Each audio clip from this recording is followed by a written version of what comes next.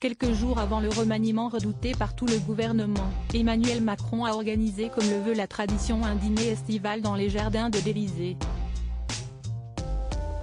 Une soirée au cours de laquelle Éric Dupond-Moretti et sa compagne Isabelle Boulet ont vécu un moment gênant selon Le Figaro. Le grand jour est arrivé pour le gouvernement d'Elisabeth Borne.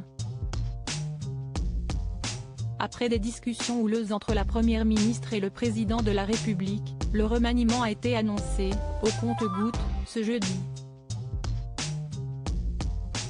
Parmi les grands mouvements, on note l'arrivée de Gabriel Attal au poste de ministre de l'Éducation nationale en remplacement de Pape Ndiaye, tandis que Marlène Schiappa a été évincée après 6 ans au sein du gouvernement.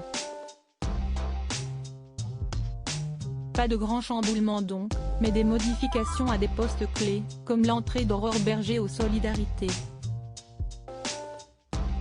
Quelques jours avant cette annonce, les ministres étaient réunis dans les jardins de l'Élysée pour le traditionnel dîner de fin d'année organisé par Emmanuel Macron.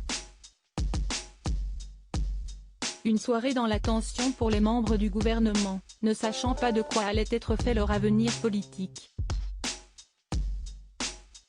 Les ministres n'ont pas vraiment le sourire, un dîner sur lequel nos confrères du Figaro ont pu obtenir quelques informations, notamment sur la présence d'une personnalité de la chanson.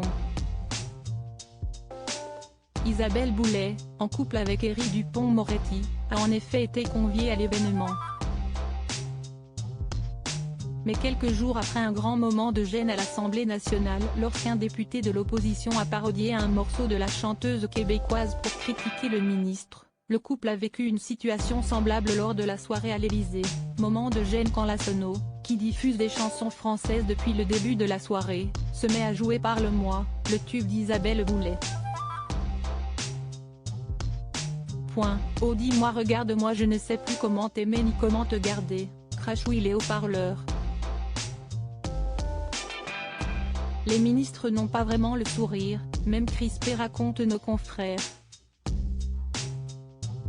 Un grand moment de solitude donc pour le couple star du gouvernement, qui a cependant pu se rassurer quelques jours plus tard, le ministre de la Justice et garde des Sceaux n'a pas fait partie des partants lors du remaniement. Emmanuel Macron sait toujours comment le garder.